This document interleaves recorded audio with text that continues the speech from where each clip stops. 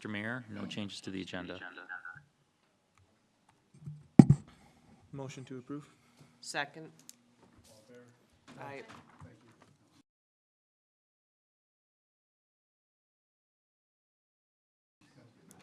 No presentations, proclamations, or acknowledgements. Anybody here for public comment? Consent, is anything in there that anybody wants to pull out, talk about? Take a motion to approve consent. So moved. Second. All in favor? Aye.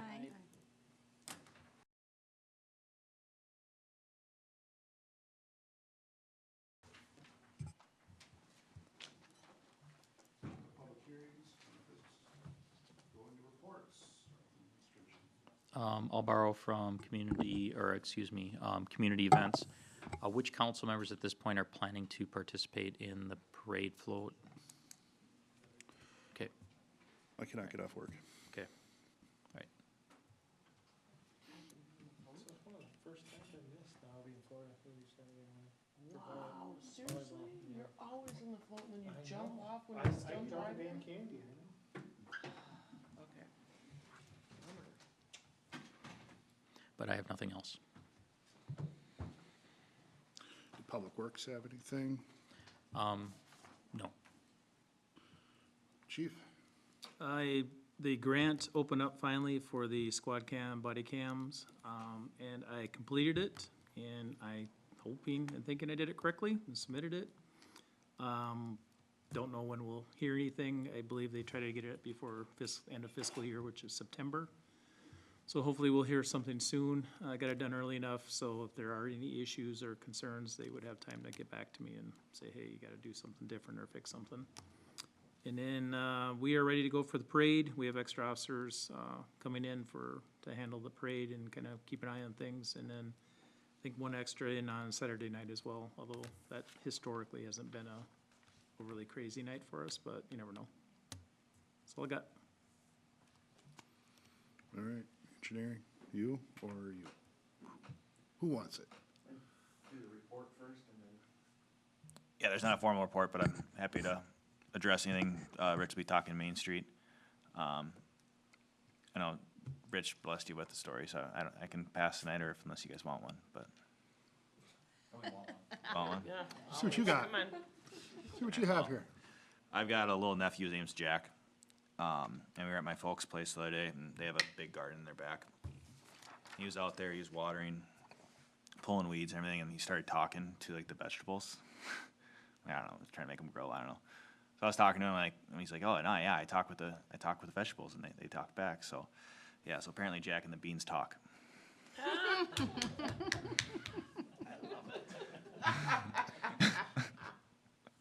That's cute. Well done, grasshopper. Well done, grasshopper.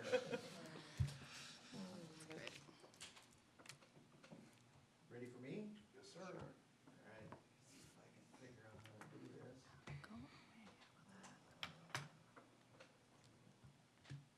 Has it been that long, Rich, really? Well, you know, I never was very good at it. Wanna watch a 9-year-old's face? The kid's on the mound. Oh, this one. Share. Ooh. That was a wild one. Slideshow. From beginning. Check it out. So, this seems like a nothing burger, but some of you've probably talked about this project before. So the purpose tonight is just to put it back up there to see if there is interest in a new approach that might want you, or cause you to want to put it on your capital improvement plan sometime in the next 5 years. We are going to talk, just so that you know what to expect, so you don't jump in too soon with questions. A little bit of background, description of the problems as I see them, a proposed solution, we'll talk about costs and funding, and then council questions and discussion. So you're free to ask anytime you want if you can't help yourself, but maybe it's going to be more efficient if you wait toward the end of the discussion. I'll leave that. So, you're looking on the left-hand side of the image here, Chowan Avenue, that's downtown Elko, where the bars are, where my cursor is hovering. And over on the right side is Xerxes, of course, which goes up to 2. We're talking about this gravel road connection between the two. About a quarter mile long, a little bit over. This is one of the last gravel roads in the city limits. There are some gravel streets in Elko also. And this connects downtown Elko to Xerxes. So the problems, gravel surfacing is one. It just always has a negative impact on users, adjacent property owners, and the Public Works Department.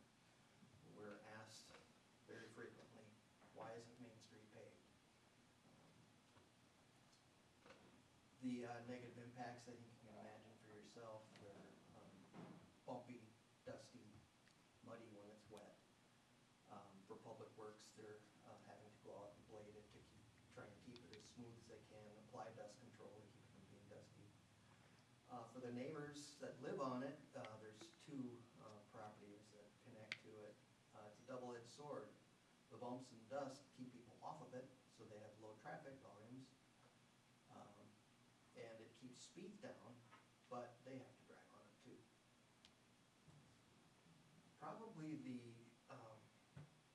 bigger public safety issue, not that it's a crisis, but it is an issue, is that because of the configuration of Main Street, we're unable to put stop control on Main Street at Xerxes and instead have Xerxes stopped at Main.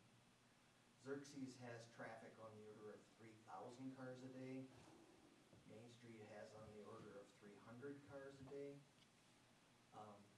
Conventional wisdom, the Minnesota Manual and Uniform Traffic Control Devices would all indicate the stop should be Main Street at Xerxes, not Xerxes at Main.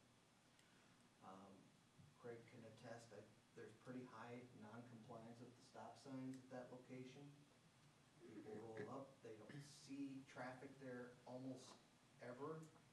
It doesn't look like it's a major road, and so the tendency is to drive the road you see and blow through the stop signs. That's not necessarily hurting something until it is. Somebody's there and they don't see them, or there's a kid on a bike or something like that, and they violate that stop sign. That's when the danger can come in. I'll leave that there. Other problems, we've got some sharp curves, so the thought is, well, let's just go throw some pavement down on this road. Got some sharp curves on the west end, and they're uneven, they're not the same radius, so those can cause problems. The concern is you go pave that, speeds will increase. And without some care, you'll have possibly people leaving the roadway. I'm going to give you an engineering lecture interlude here. I want to talk first about design speed versus speed limits versus travel speeds. They're all different things. So design speed is a speed that when I design a road, I pick, or it's picked for me in some cases. For example, a state aid road or a freeway or something, you know that design speed is going to be 70, 75 miles an hour. But we can pick the speed, and then that drives decisions that we make about the sharpness of curves, the width of the lanes, the steepness, the shape of the vertical curves. You know, if you got something that's really steep with a sharp crest, you need to have sight distance to see if there's something over that crest so that you could stop in time if there's something on the roadway. The slower the speeds, the steeper and sharper those can be, the faster everything has to get flatter. So that's design speed. That's nothing the driver sees. Speed limit reflects the speeds deemed prudent by society for conditions. Those are set by state statute, either based on the adjacent land use or the type of roadway or lack thereof. Travel speed reflects drivers' good judgment in the speed they choose to drive the roadway or not use a good judgment. Speed limits, this segment does not meet the statutory requirements for an urban district, which is part of the speed limit statute. Urban district, the speed limit's automatically 30, whether it's signed or not, it's 30. This doesn't have the driveways and the spacing for a quarter mile to meet that. So bad news is that speed limit is by law 55. Holy cow. People may not drive that fast, but that is the limit. Design speed elements that Luke and I choose can affect travel speeds, which in turn can affect the speed limit.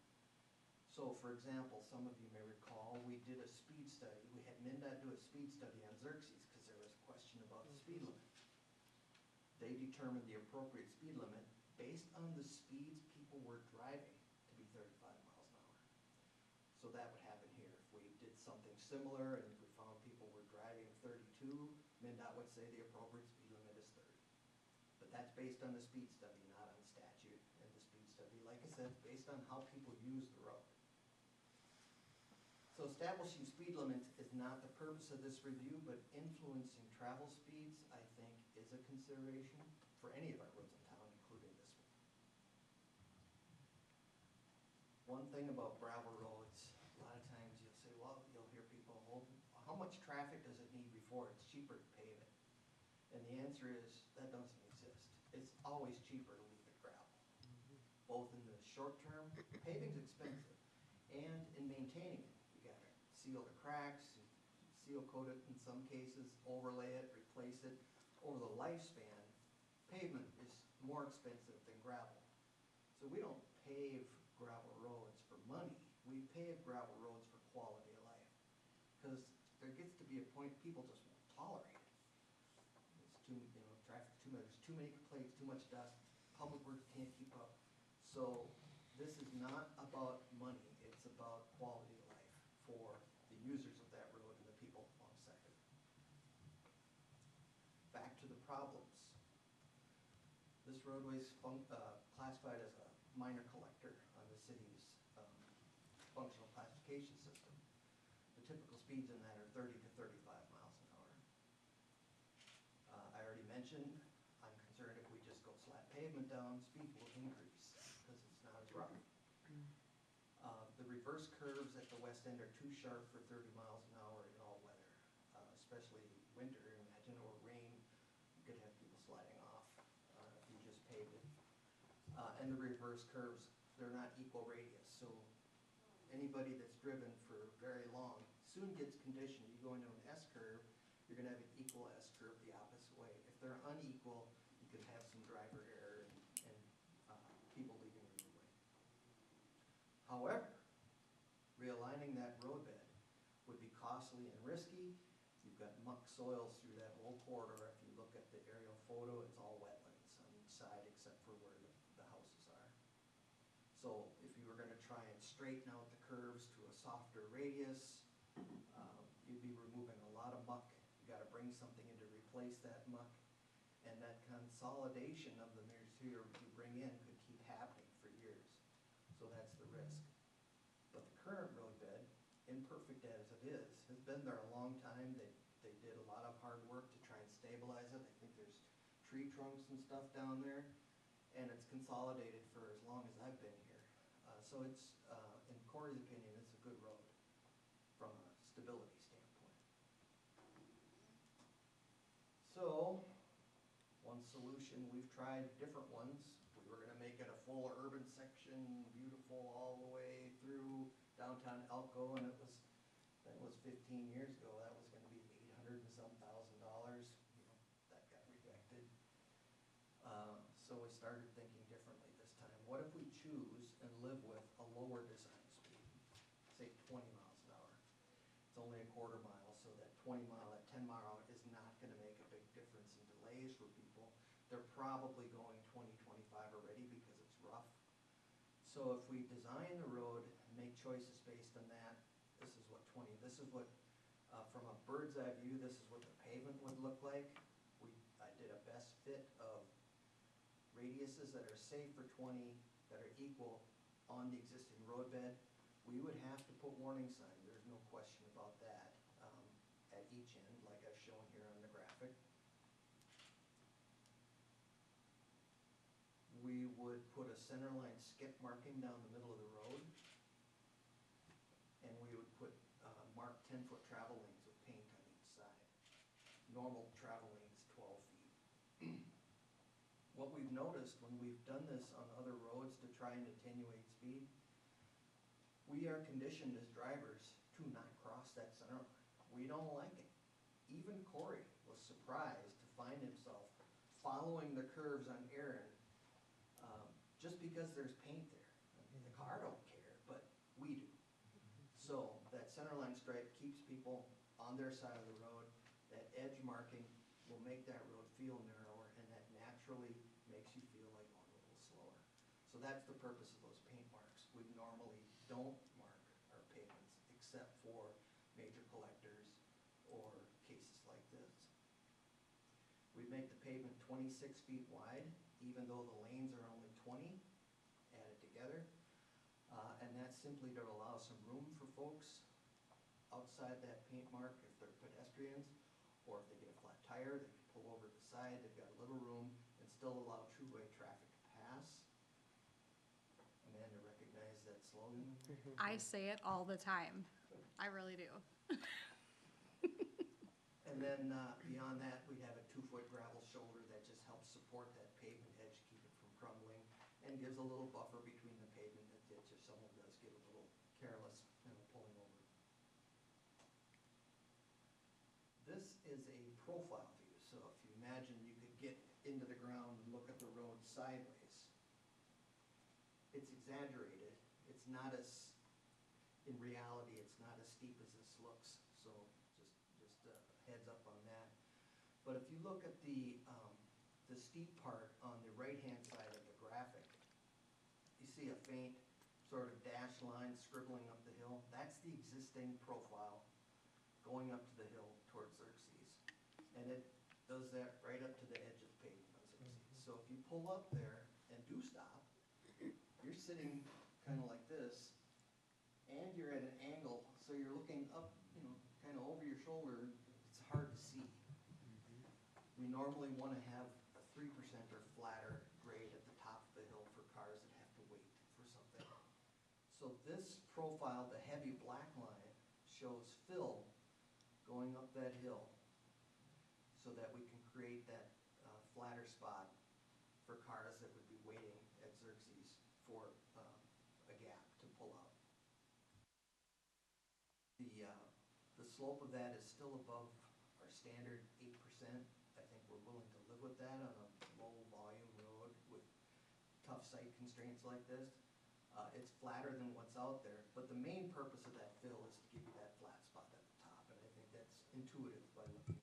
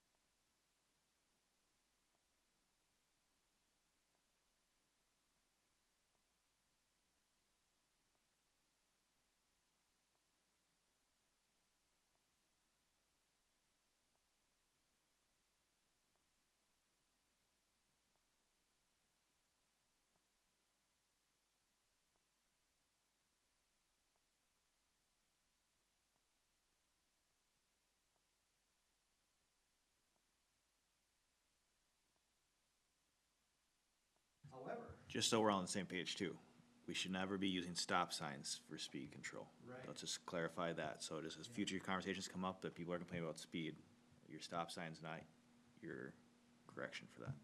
I should have put that in the engineering one.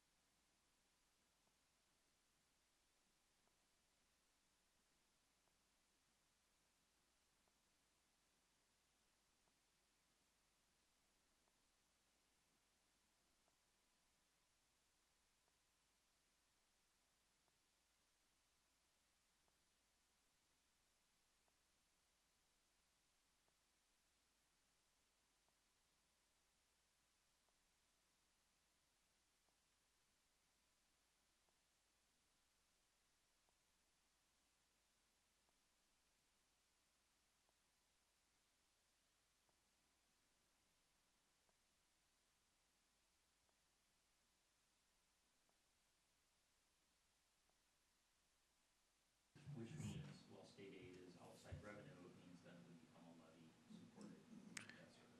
Yeah, you most certainly would have to change the design to meet state aid standards, and it would be significantly more expensive at that point to meet those standards.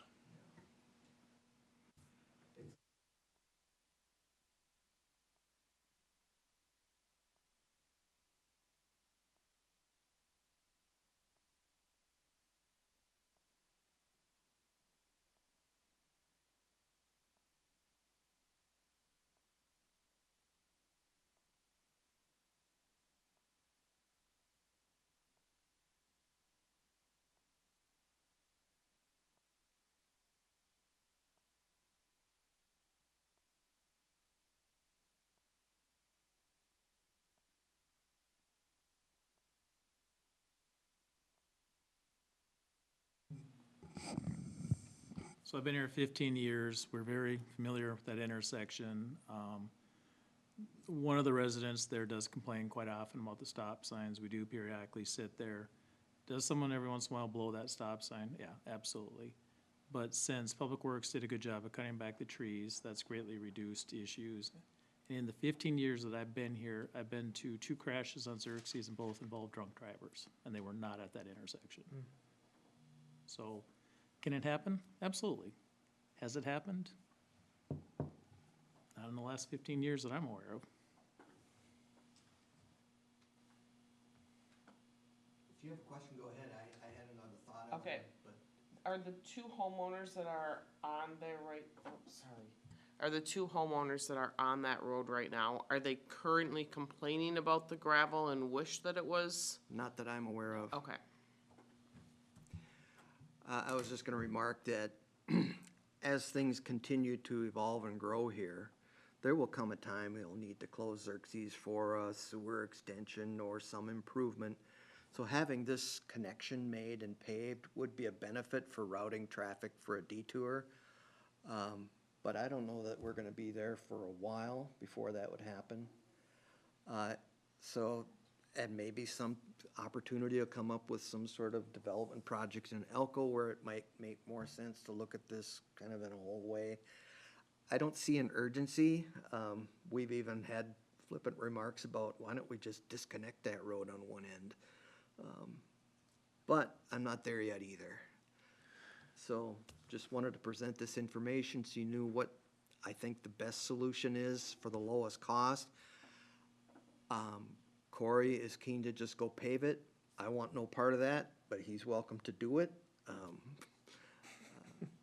But that, that has potential consequences too. Another option that could be explored too is just keeping it in your back pocket for future years when you have larger projects, pavement rehab projects like that. Not necessarily couple it with that, but you could have it like an ad alternate, just in the event that you get favorable pricing. What that allows is, let's get pricing on it and then decide whether we're doing it or not. So if you have a big project where a contractor's going after it, gets competitive pricing, you might be able to get, get this one 50% off kind of thing. Yep. Not to say that that's certainly, but just the economies of scale might help drive that down if somebody's on the fence in terms of prices like that. That's something to keep in your back pocket. We have the idea of what we would do here, so it wouldn't take that much effort to get that and then bid as an alternate. So it's, you get a bid for your base bid for everything else, then they give you a separate bid for this, and you can decide whether you want to do it or not. Too. So. I mean, I think it makes sense to put in the plan somewhere so that it's like built in, so it doesn't have to be a quick pull something together and then throw it in if something like that does come up. But remind me, do we have an upcoming pavement project in the near future that it already could be piggybacked up? So, 7 and 30 units. yep, and then possibly, depending on how much we accomplish in those, possibly like a 2032. And then with your beautiful crystal balls, if we did it in 27 versus in 30 with inflationary costs or something like that, like on average, based on what we've seen, maybe over the last however many years, like how much of an increase is it every year we delay or every road project we delay from 27 to 30 to 32? It depends. You have a grocery bill too. For reference, like for pavement, right? It's largely driven by oil prices. Oil prices were pretty favorable earlier in the year when a lot of these contractors got locked in for their projects this summer. So actually, oil for bituminous prices on average are significantly lower than they were last year. But we've seen inflation through other things other times. Bituminous is you kind of don't know until you start bidding that year. As with other materials, PVC pipe, for instance, it has a lot of fluctuation with it. Steel, it's not necessarily just inflation. You can get inflation in terms of the labor aspect of it, but materials are a lot more volatile, I'd say. It's probably safe to assume generally that it's like 3 to 5. inflation and everything else.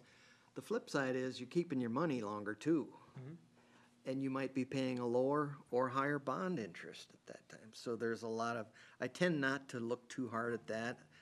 I just delay things as long as I can stand it. I know we don't have Renee here, but Tom, maybe you could speak to like, what is the long-term plan for that road and that area? If we look at the aerial photo of the adjacent land uses, you're kind of looking at it.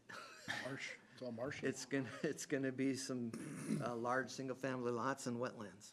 Yeah, So it may not be the adjacent properties, but it's gonna be what develops on this side, and up and down here to how much traffic is gonna go on that Exactly. road. Yep. yeah. And this is very high level, but if you look at further to the south, where you can develop, is you're going down Chow Avenue, that's already developed, those traffic patterns and where it because there's breakpoints, it's easier for me to go this way than this way to get to where I wanna go. A lot of that is locked in. Everything that's developable to the north isn't going to be using this. Straight up If they're gonna go to France and go Xerxes, to- France, yeah. or straight on to two, depending on where they're at. So we've had some discussions as part of this current comp planning process, what classification is that road really? In the long term. What I think about is that Xerxes is likely to continue to increase because it picks up Beard, it goes all the way down to 86, so you have growth in that area. So the importance of this as an alternative connection for something, whether it's congestion or disruption on Xerxes, will become more important as Xerxes traffic grows. Well, and I think that Xerxes traffic will start turning left onto Main Street to get up to Quick Trip and anything else that develops up there. I mean, that's where we cut through. If we, oh shit, we forgot to turn down Chow, and we go, Yep. then we Yep. cut back Gives you down. a second bite at the apple, yep. Yep. Yeah, they do have that Chowan link, but you gotta remember, so. And I guess what I was getting at is like, is this design long-term? Oh, yeah. Or is it something we'd have to consider as we continue to grow?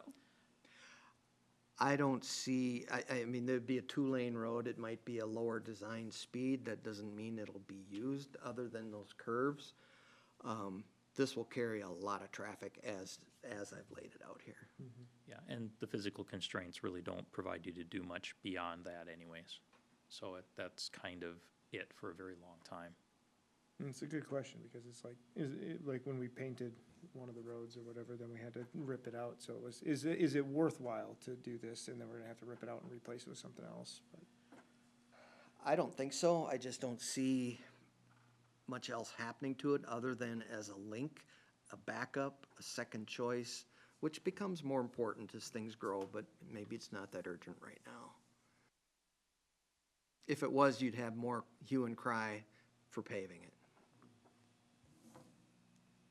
What do you as council hear in the community related to it? I mean, we have people that call us with questions or complaints. Are you hearing a demand for us to do something with it? First I've heard of anything to do with Yeah. it. No, the last one that we responded to was actually a traffic control complaint at Xerxes. They didn't like those stop signs, couldn't figure out why they were there, so we looked at that intersection, that was what, 2-3 years ago? I mean, I don't hear anything besides out-of-towners not understanding why we have that there, but everybody else doesn't seem to care. I don't know that anybody else understands, they just given up. So what's the ask? Is the ask, do we want to consider doing something it, or do we want to wait? That's the first question, since this is really a preparatory discussion for the scope of what we might be talking about as part of our CIP cycle. You guys on the 23rd will be asked to approve the CIP through 2030, but we're also beginning the process, because we're a little behind on that one, for the next 5-year that would run 2027 through 2031. And so the question is this something that you see happening within that 5-year period that you want to have a more thorough discussion about, or is it just a non-starter? Now that you have more information on it. I think it can cook, that's what I think. It can sit and cook. As in not adding it? Not adding, not messing with it, just leave it, Yeah, I let it cook. definitely don't think it needs to be added, but if everyone else wants it added, then I'll go along with you, but I just don't. I see a long-term need, but not like a right now Right. need, or within the After window that 2030. we're talking about, I yeah. guess I wanna know what else is in the box for the, For 2030, or, well, for the 5-year. so it's the stuff that you're already familiar with, some of it which we're doing 2027, so right now, within the 5-year, do you want just property tax related or just in total? Well, I mean, I don't need to know now. I mean, I don't know if like everybody's to table it forever, or, I mean, I agree, we're gonna have to do it at some point in time, but in the next 5 years, probably not. Yeah, I mean, and the thing is like, oh, throw it on the table, we'll compare it to what else is there, what's is laid out, and see, or we've done this level of work, this doesn't go away. If at some point it becomes an issue, it's not that hard for, at that point, probably Luke to just kind of go, "Broop," pull And it. there's nothing on Chowan or France or whatever, or Main Street as it turns into, nothing in the near term in that No. timeframe either. No. I guess the other thing I would wonder is, like, I'm thinking back to Woodcrest and putting the road in there, and then the neighbors were like, what the hell are you doing? Mhm. We don't want another road up here. Like, it might be, I know there's not a lot of property owners around that, but Yeah. they might have a strong opinion that I would like to consider.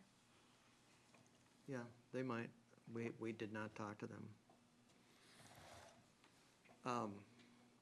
One other thing I've heard from time to time is, oh, that's a back door to the bars, and if you pave it, it's gonna make that worse, or something like that. I don't know if you have any thoughts on, is that a real thing, or is it?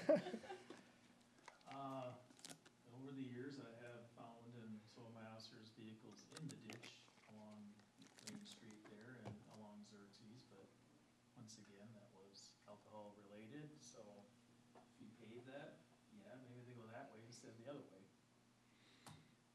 I don't know.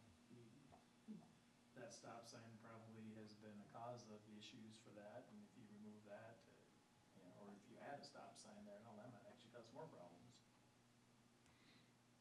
Okay. That sounded indefinite, so, My biggest, no offense, Luke, but you remove those stop signs on Xerxes, that's a long stretch where right now they know they have to stop. And the fastest that people go on that road is from Windrose to County Two. That's the longest Mhm. stretch without a stop sign. Mhm. Just be prepared if you do that change, you move those stop signs, the speeds will go up. you did get the part about stop signs are only for I know. clarifying who has the right of way. Not for speed. We understand that, but the general public does not understand that.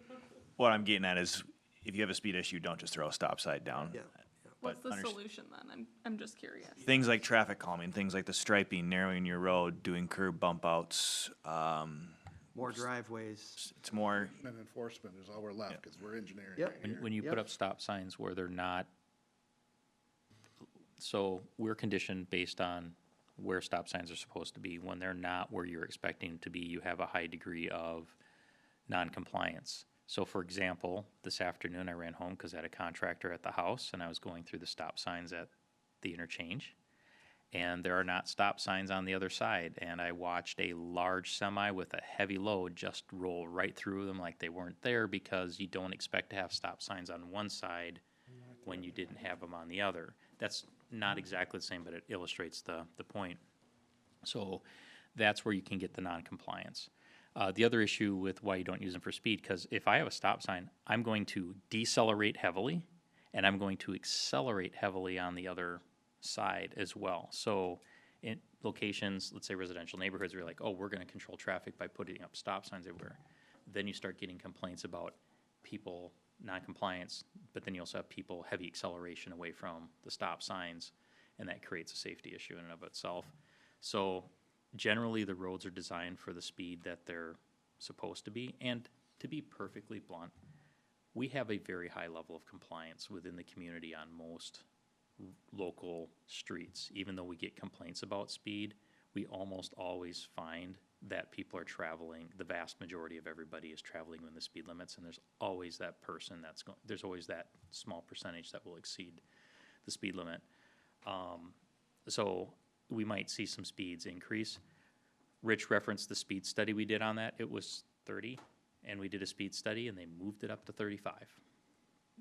So also be careful, as a side note, doing speed studies, because more often than not, it increases the speed, because you're doing it because people are driving fast. But then the speed study, the speed that they issue results the way people are driving the road, which is faster. So I don't know if that answered the question, but no, there are other ways you control it, and also targeted enforcement, speed trailers, those types of things. Andrew, just a reminder, you mentioned, we're kind of stuck with what we have. We did reduce our standard street width for new subdivisions down to 28 feet. partly for that reason, that we don't need that extra width that just encourages speed, let's tighten them up. And that seems to be going pretty well. So, highest level question, is this something that you think is something we should be discussing as part of the upcoming 5-year CIP? Not Doesn't for sound me. like it. No. Where are you at? No? No, I Josh? don't think so. No? Kate? I guess I'd be fine leaving it on the table to discuss later, I guess, yeah. It doesn't hurt to have more information. You were no, That's what we're right? getting at. For I know, yes. all no? 'Kay. Unanimously no. Right. But you're Let it aware of ride. it, and if we get into the discussion and you're like, well, maybe we could roll it in here, we can always add it back And in. if there's a similar or a larger project that it makes Yeah, if sense, that can be- absolutely. Yeah, We can save married some into money. something else. Look at it. Now, just be aware that the financing mechanism, because we cannot use 429, would need to be street reconstruction. Street reconstruction projects require that you hold a hearing with the adoption of your street reconstruction plan, and then there's a reverse referendum period. It's one of those types of authorizations. So you just can't like, hey, we got the project, you know what, Luke, just add that on as an alternate. We would have need to have a little more lead time on it and be planning for that, so, about a year in advance. Damn funny. You can hurry up and do it in a matter of months, but usually you want to be thinking out ahead of time on that. I do have one quick request, and somebody can just shoot it to me in email, because I don't recall which other roads we put on the MSAS within town. We can send you we just adopted that back in March, so we can send you the routes. Okay. The one thing to think about that when you're setting your MSA routes, for instance, if you were to decide to put Main Street on that, in the event you do, the big thing is picking a road that's gonna have low volume, and then you do a product with it, and you're locked in for 20 years. Remember that how much you're getting, a lot of times is dependent on the volume on that roadway. So picking a road to spend your money on and then having it be a 300 car a day roadway would not do you many favors. Right. That might be a good topic for a future engineering report, just so you understand why the selections are made.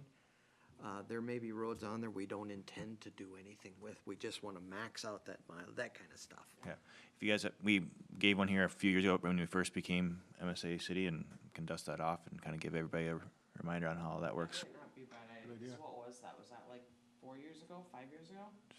That we went through that? 3? Yeah, it's not that Municipal long. state aid, it's only been a few years. Oh, Yeah. jeez, okay. It was pre-me and I would appreciate it. Okay. Yeah, it's certainly something we can bring back. I'm done. Okay. Well, the answer was no. I'm not hurt in the least. Okay. Thanks for the presentation. You're welcome. All right, next is community development. Was there anything? No. Parks, did they have anything? Well, I guess maybe, did you have any questions on the report related to the citywide sweep? No, I did not. Generally speaking, I think the historical results show that it has been effective because we had seen a decline. And we believe that the bump up we're seeing is the fact that we did not do it last year. I didn't get any emails this year, So, so. Well, citations just went out. Oh, And now you will. all right, I spoke too soon. A little while ago, so you might. All right, I'll be watching the email. but I have nothing else. Was that for parks as well? Anything? Nothing for parks. Saturday's the CCDC. big day, guys. Come on down, as they say. Come on down. Be fun, fun, fun. Officer Meisner and his kids will be leading the parade in the squad, so they're very excited. Fun. Awesome. That's excellent. Scale, executive board. Do we know Back how to many you. floats we have? Did she get back to you, did Jody get back to you? Are we up to 40 floats now? Holy Oh, moly. no, there was more than that, I think. She mentioned to me in passing when she was in the office for something else. I think we're in the mid-40s, I think. Wow. So usually we're right around really high 40s to mid-50s is pretty The typical. Elko New Market Baseball is unit 49 out of 57, so I Oh, don't know, perfect. yeah. Okay, well, 57. 57. Back to you for, Executive committee, I was held up in the office, and so I only caught remotely the second half of the meeting, and, Deck is tomorrow. or exec, sorry, I was talking service delivery. Okay. Apologize. I was like, And exec's hold tomorrow. on. So I'll be honest, and then I had they had sound issues, so I didn't get like 80% of the meeting, so I don't have a report. and then executive tomorrow, so anything for I-35? All right.